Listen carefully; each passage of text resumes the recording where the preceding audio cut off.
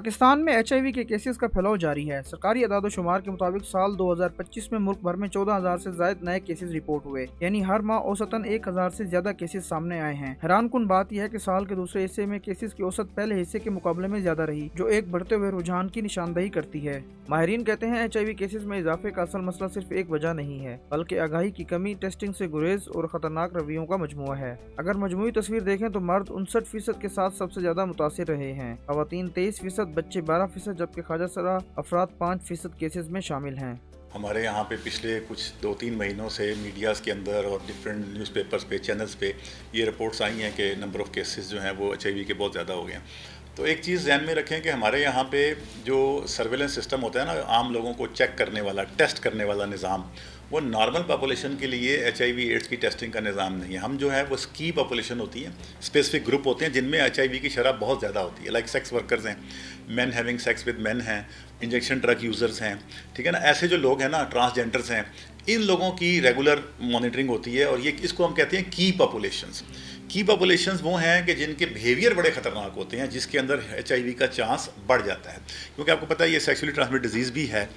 पिछले दिनों में, पिछले कुछ सालों में पाकिस्तान के अंदर अनसेफ हेल्थ प्रैक्टिसेस की वजह से जनरल पॉपुलेशन के अंदर भी ये बीमारी ज़्यादा होने लग गई है।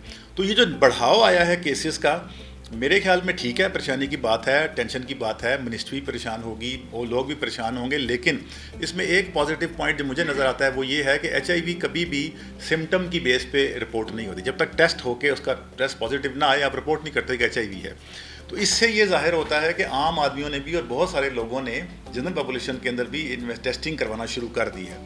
तो अब जो हालात हैं उसमें हमने इन्फेक्शन प्रिवेंशन को इंश्योर करना है, और अगर कोई IPC का वाकया होता है तो इमीडिएट एक्शन लेना है एडमिनिस्ट्रेटर के खिलाफ।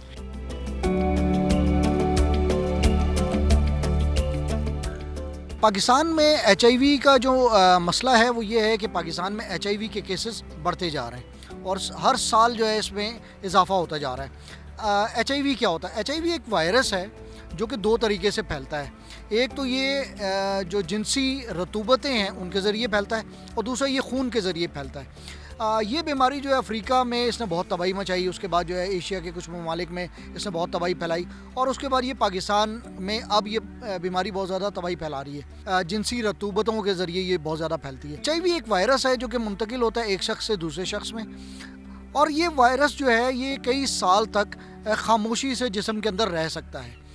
ये अपनी कॉपीज़ बनाता है, अपनी तादाद को इजाफा करता है, और इसका जो है वो वायरल लोड कहलाता है। वायरल लोड यानी कि वायरस का इतनी बड़ी मिकदार हो जाए खून के अंदर और इंसानी जिस्म में कि उसके बाद ये इंसान का जो मदाफ़ियाती निज़ाम है उसको तबाह करना शुरू कर देता है। उसके नतीजे में होता ये है कि इंसान को मुख्तलिफ़ बीमारियाँ लगना शुरू हो जाती हैं, ख़ास तौर पर TB का शिकार हो जाता है, मुख्तलिफ़ किस्म के वायरल और बैक्टीरियल इन्फेक्शन लगते हैं, और इंसान जो है वो मुख्तलिफ़ बीमारियों का शिकार होकर मर जाता है। खून जो है वो ऐसा खून, अगर किसी को ज़रूरत पड़ जाती है, मिसाल के तौर पर ब्लड ट्रांसफ्यूजन की ज़रूरत ख़वातीन को पड़ती है अक्सर प्रेगनेंसी में, या एक्सीडेंट्स में पड़ती है, थैलेसीमिया के बच्चों को ज़रूरत पड़ती है, तो खून ऐसे ब्लड बैंक से लिया जाए जहाँ पर इसकी प्रॉपर स्क्रीनिंग होती हो।